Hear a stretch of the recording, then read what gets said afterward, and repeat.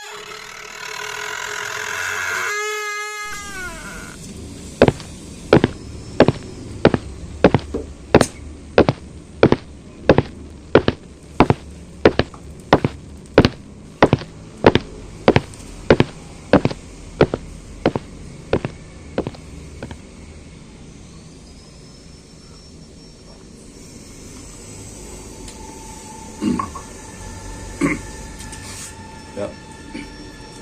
Assalamualaikum warahmatullahi wabarakatuh. Ya, buat sobat dongeng malam semua, kali ini kita bertemu dalam cerita yang ke-26 di channel Dongeng Malam. Dan dalam cerita kali ini saya akan membawakan sebuah kisah atau cerita dari Mbah Pujo, di mana Mbah Pujo ini dia habis membeli tanah di suatu tempat, dan salah satu sudutnya itu adalah tanah yang disebut tanah wingit atau spot yang angker saat itu. Hingga saat menggarapnya, Mbah Pujo ini mengalami sesuatu hal yang agak di luar rencana atau hal yang kurang diinginkan. Ya, sebelum cerita ini saya ingin mengucapkan terima kasih pada sobat Dongeng Malam semua yang telah like, telah subscribe, dan yang telah sudi menonton channel ini. Saya doakan diberikan kesehatan, rezeki yang melimpah, serta mendapatkan kebahagiaan di dalam hidupannya. Ya, masih saya bawakan di belakang sebuah rumah, dan kondisinya di pinggir jalan, jadi banyak suara noise kendaraan lalu lalang ya. Dan agak jauh di sana tuh ada bengkel yang masih menggunakan mesin gerinda ya, jadi suaranya juga nampaknya cukup jelas masuk ke sini ya. Tapi nggak apalah, kita akan coba bawakan, yang penting cerita ini bisa didengar dan dinikmati. Ya, cerita ini adalah cerita di tahun sekitar 79 akhir atau mungkin 80-an awal. Saat itu Mbah Pujo ini baru saja membeli sebidang tanah yang cukup luas ya. Nah, posisi tanahnya itu masih di masih di daerah kayak pinggir hutan, semi hutan lah, ladang tapi semi hutan, dengan medannya itu yang naik turun, jadi bukan tanah rata begitu, tanah naik turun. Dan jadi tanah yang dibeli itu nggak rata, ada yang berundak-undak, ada yang gundukan, atau di sana disebut itu puto ya, tanah puto atau tanah tinggi gitu. Nah, di salah satu sudut tanah yang dibeli Mbah Pujo ini, sisi perbatasan selatan ada tanah puto itu. Nah, di situ di pinggir batas tanah itu adalah untuk jalan warga menuju ke ladang. Tadinya posisi jalan itu sendiri mengitari tanah puto itu sendiri, dan agak jauh begitu kan. Dan lihatnya Mbah Pujo ini, tanah putoan tersebut akan dibelah dan dijadikan jalan untuk akses yang lebih mudah dan lebih cepat, jadi tidak harus mengitari tanah putoan tersebut.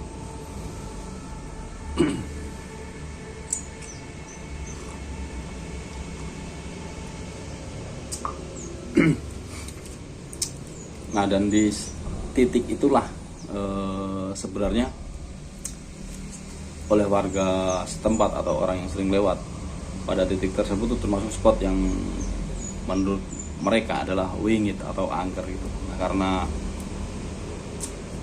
Mbah Pujo sudah merasa memiliki tanah dan memilih di situ, dan di situ adalah haknya, maka nggak apa-apa kalau tanah ini saya garap, mau saya bentuk seperti apapun, nggak ada yang protes. Kalau untuk yang masalah angker, wingit atau lain-lain, itu nanti urusan belakangan lah katanya. Nah, akhirnya pagi itu Mbah Pujo berangkat ke ladang tersebut cukup pagi ya, dengan membawa bekal ya, seperti teh, terus nasi untuk sarapan dan cemilan dan lain-lain kan, sambil membawa cangkul, arit, pokoknya alat atau perlengkapan seorang petani jika ke ladang begitu. Nah pagi itu Mbah Pujo sudah merancang layout bahwa jalan ini akan apa, Puto ini akan dia belah tengah dijadikan jalan, jadi seperti membelah gunung gitu kan, dengan modal cangkul. Dan karena tanah itu sendiri kan bukan full tanah, modelnya tanah semi batu. Kalau di kampung sana itu namanya tanah baras. Jadi tanah baras ini nggak seperti tanah biasa yang yang seperti pasir itu, enggak, dia agak padat dan saling mengikat gitu. Dan jika musim hujan pun dia nggak akan lengket, nggak akan benyek seperti tanah kebanyakan. Nah jadi rencananya itu akan dibelah tengah dengan dibuat seperti tangga berundak-undak gitu, karena posisinya turun itu, maka akan dibikin berundak-undak. Dan jika pun dibikin berundak-undak dengan posisi yang tinggi kayak tangga ke arah candi gitu, musim hujan pun itu nggak akan longsor, karena tanah baras ini agak semi kayak batu gitu. Jadi tanahnya saling mengikat, lihat, tapi kalau hujan nggak lengket, dia agak keras. Nah pagi itu mulailah si Mbah Pujo ini bekerja dengan meratakan dulu bagian atas, karena luas tanahnya itu sekitar, yang akan diratakan itu mungkin 10 kali 8. Jadi dia mulai dari bagian timur yang paling atas itu dia ratakan dulu, jalan yang lamanya diuruk, dan mulailah Mbah Pujo ini bekerja dengan cangkulnya, dengan cangkulnya meratakan tanah tersebut. Nah nggak lama kemudian ada salah satu warga yang biasa lewat situ. Nah, itu pun terheran-heran dengan apa yang dilakukan oleh Mbah Pujo ini. Dia berhenti sejenak, mampir dan ngobrol-ngobrol ngalor gitu sebentar, sambil intinya dia mau berbicara atau menyampaikan sesuatu pada Mbah Pujo ini. Dan akhirnya si orang ini pun menyampaikan, wah ini bener ini bener Lek, mau kamu ratain, mau kamu pindah jalannya gitu. Mbah Pujo pun menjawab, iya Mbah, ini mau saya ratain, saya bikin jalan di tengah biar kalau lewat sini itu nggak perlu muter, nggak perlu kejauhan. Jadi ini saya bikin supaya lewat tengah gitu. Pokoknya biar buat akses yang pada ke ladang, kalau bawa barang berat itu aksesnya enak lewat sini, nggak perlu muter lewat samping, kan licin lewat samping Putuan ini. Dan orang itu pun akhirnya menjawab, ya udah, tapi kamu tahu kan ini lokasi ini seperti apa, terus bagaimana. Nanti jika ada yang nggak cocok, ada sesuatu, kan udah tahu ya resikonya. Kamu tahu belum tentang tanah ini? Dan Mbah Pujo pun menjawab, oh iya Mbah, saya tahu, saya udah selah-selah istilahnya, saya udah nembung, udah permisi, pokoknya siapapun yang ada di sini, mau yang kelihatan maupun enggak, ini tanah mau saya ratain, saya bikin jalan tengah, jalannya saya pindah ke tengah-tengah sini biar lebih enak, lebih mudah diaksesnya begitu. Oh ya, dan orang itu pun menjawab, oh ya udah kalau begitu berarti ya udah lanjutin aja, nggak apa-apa, tapi hati-hati ya, kata orang tersebut. Saya mau bablasnya nyari rumput buat pakan sapi gitu. Oh ya udah Mbah, tak lanjut kerja lagi. Akhirnya mulailah Mbah Pujo ini bekerja pangpung, cerak karena tanahnya kan agak keras, jadi cerok gitu. Ya akhirnya dapat setengah dari luas tanah itu sendiri. Itu udah, karena gundukannya cukup tinggi dan tanahnya lumayan keras, itu jam 11 siang itu baru dapat setengah tanah itu sendiri.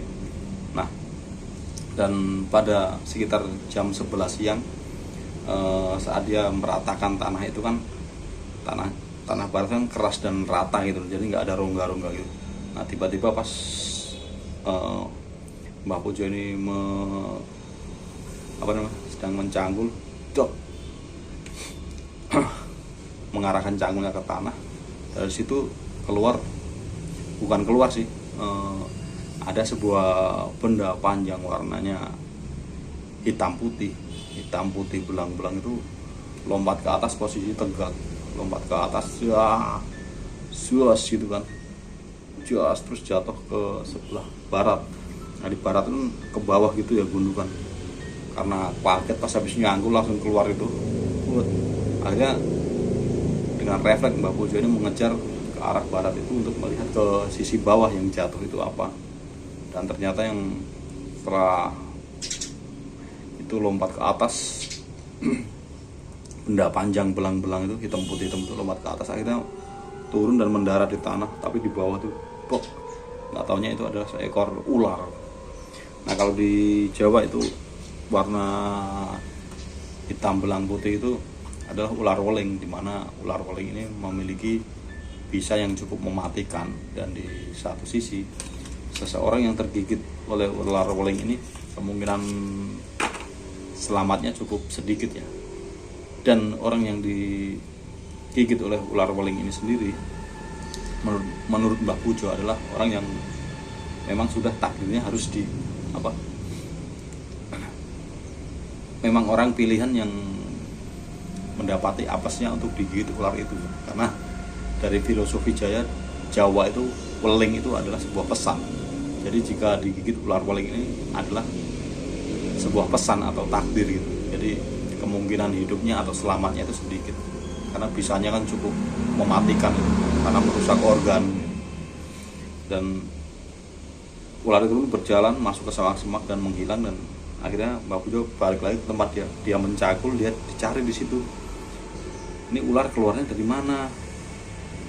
Jadi lubangnya itu nggak ada. Seandainya dia bersembunyi di bawah tanah atau di urukan tanah, harusnya ada bekas lingkaran atau apa itu kan, bekas dia melingkar tidur itu, ataupun harusnya ada lubangnya dicari-cari, dikorek-korek, itu nggak ada. Dan Mbak Pujo berkata, wah ini ular apa ya, kalau ular itu harusnya ada lubangnya. Nah, kemudian setelah beristirahat sejenak sambil memikirkan hal yang barusan terjadi, sambil minum teh sama ngerokok sebentar, akhirnya Mbah Pujo ini mulai mencangkul lagi kan.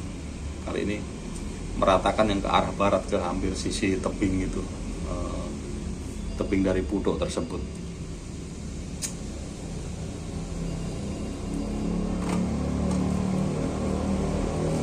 Hingga waktu kan terus berjalan tuh. Kalau di Jawa dulu manggilnya itu bukan zuhur ya, kalau tengah hari itu manggilnya pas beduk. Disebut beduk karena waktu itu azan ditandai dengan orang yang memukul beduk dari kayu jati. Beduk itu kalau di Jawa sana adalah kentongan berukuran besar, suaranya duk duk duk duk duk duk duk.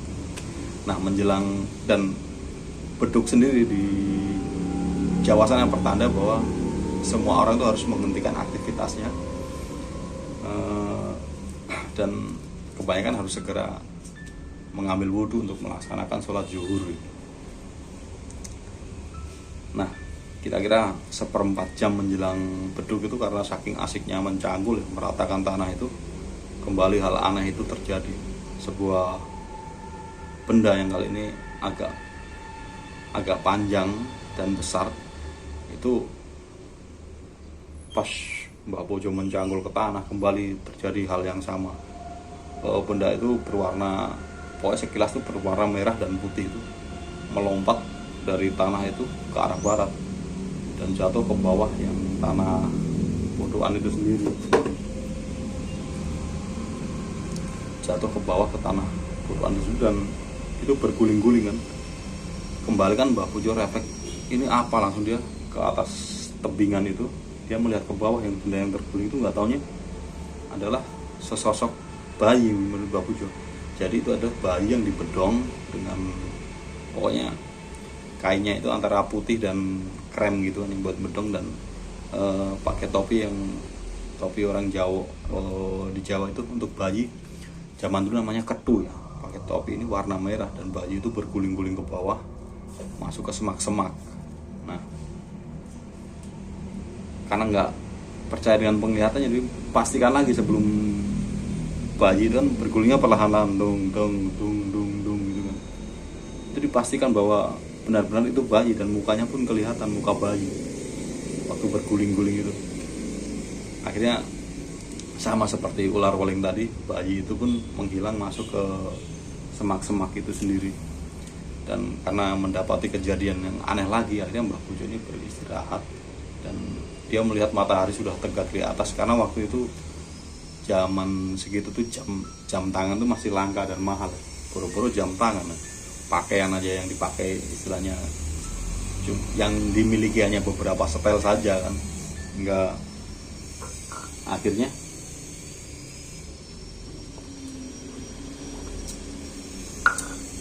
Mbah Pujo itu memutuskan pulang, karena benar matahari sudah di tengah, pertanda bahwa bentar lagi adalah beduk.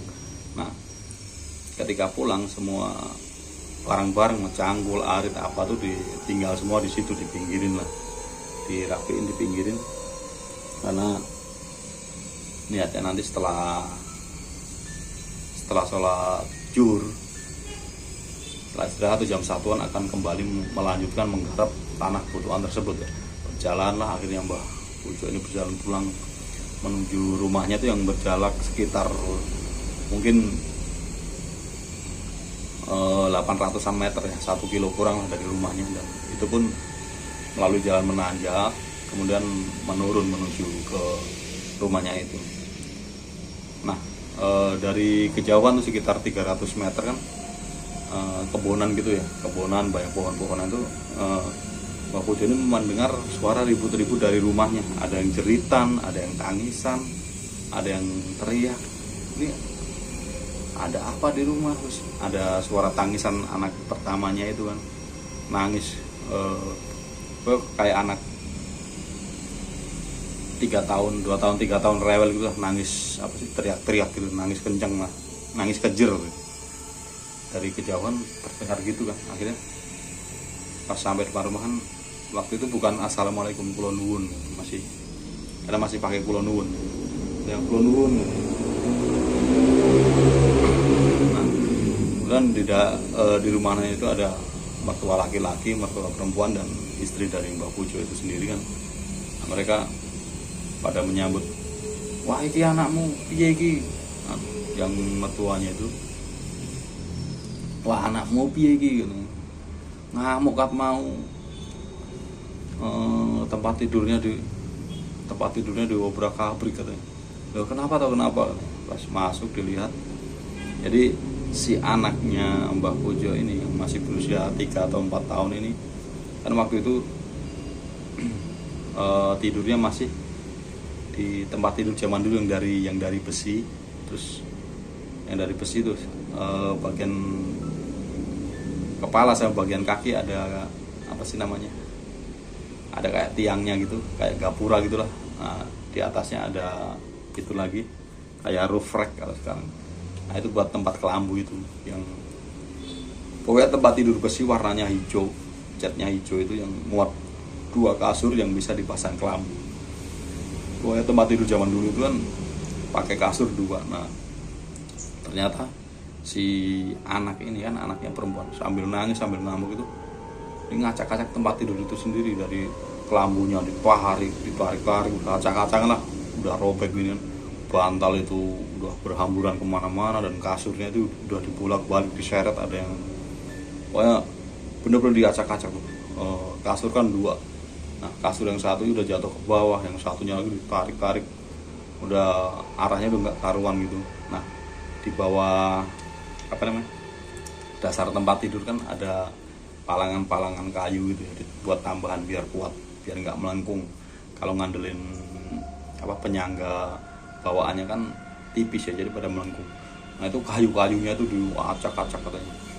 Dan anehnya si anak ini sambil nangis sambil ngomong, omahku tau ora arek, balik no omahku. Omahku aja ora arek, balik no omahku. Kalau bahasa Indonesia, rumahku jangan diobrak-abrik, kembalikan rumahku.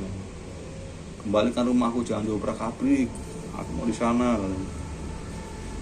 Nah, mendengar itu akhirnya kayak puzzle gitu ya, karena udah sering menghadapi hal seperti itu, dan zaman dulu tuh hal seperti itu adalah familiar. Akhirnya Mbah Pujo mengambil kesimpulan bahwa anak ini nggak beres nih, ada yang nempel nih, ada yang nyusupin atau ngerasukin nih.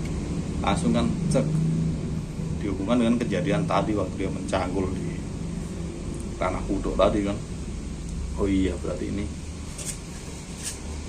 ada sangkut pautnya ya, apa mereka nggak terima rumah, apa aku merubah jalan itu sendiri, atau mereka nggak terima kalau tanah Pudoan itu mau saya garap, mau jadiin lahan buat apa menanam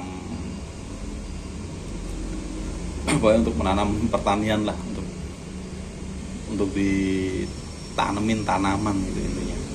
Akhirnya anak tersebut ditenangkan, digendong, dan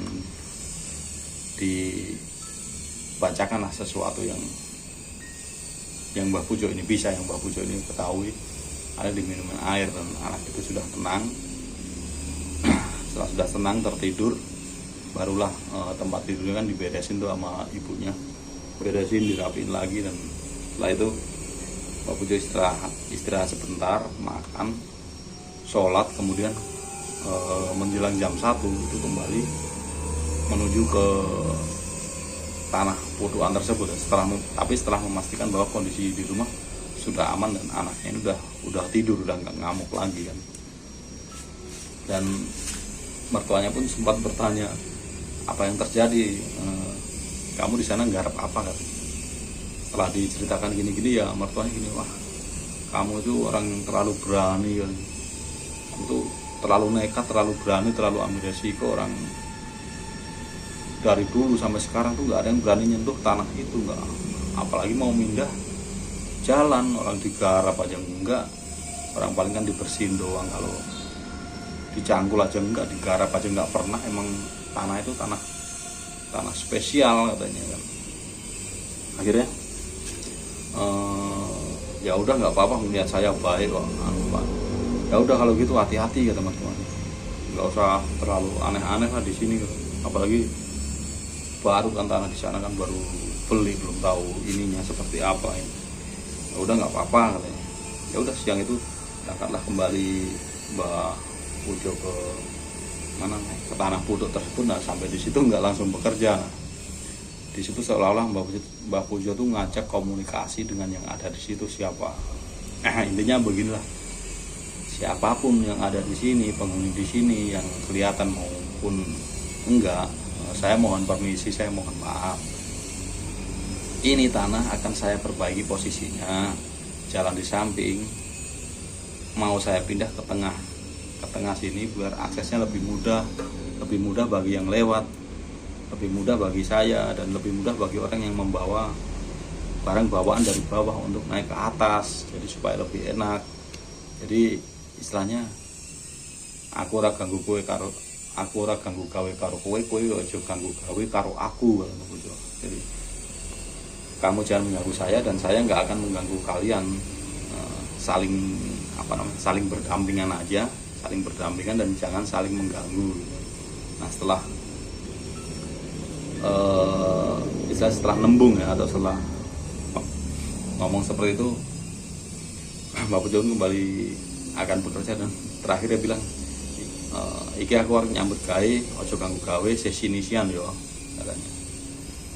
Nah, ini aku mau bekerja lagi, kalian jangan ganggu, kita saling menjaga aja, saling menghargai dan menghormati aja lah, intinya seperti itu.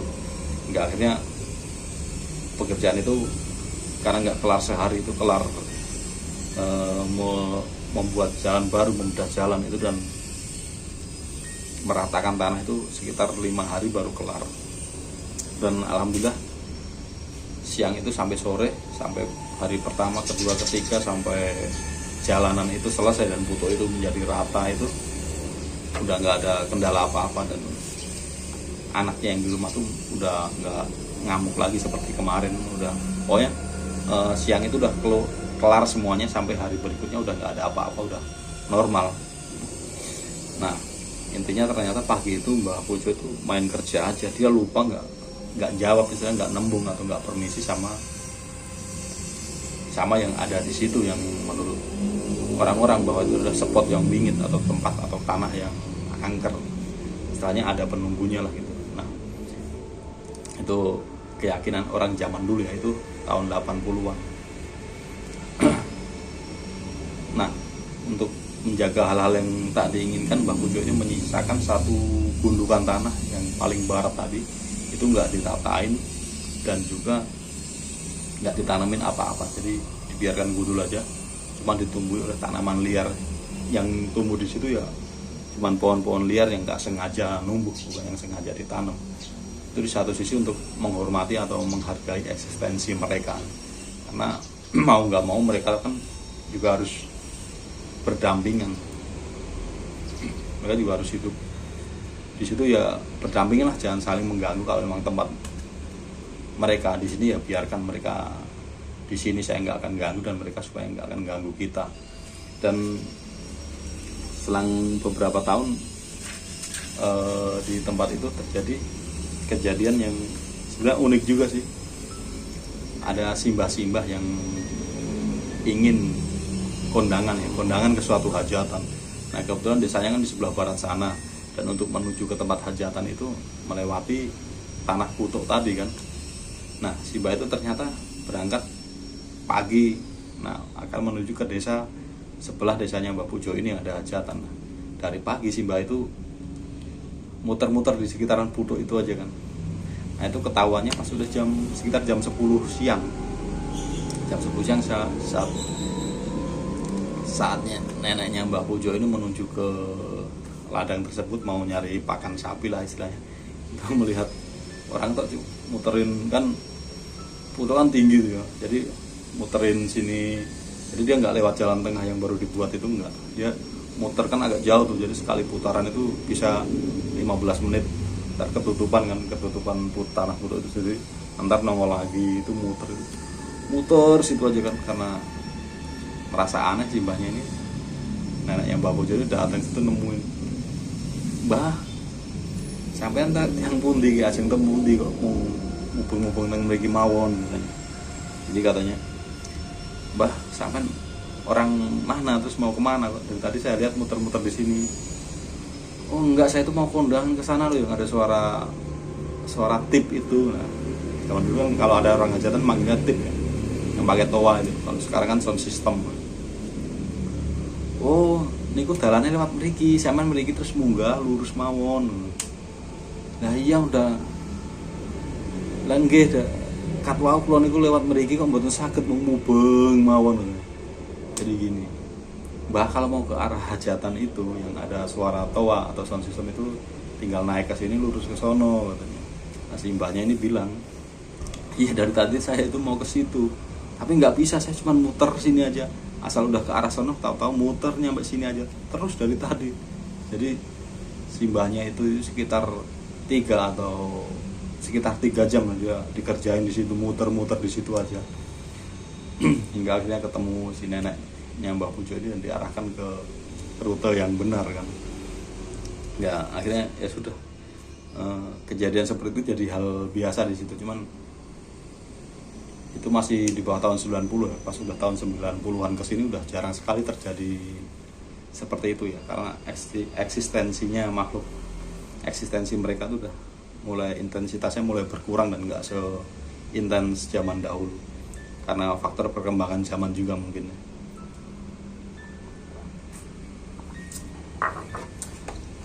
Ya, cerita kali ini tentang tanah Putuk ya, pengalaman dari Mbah Pujo cukup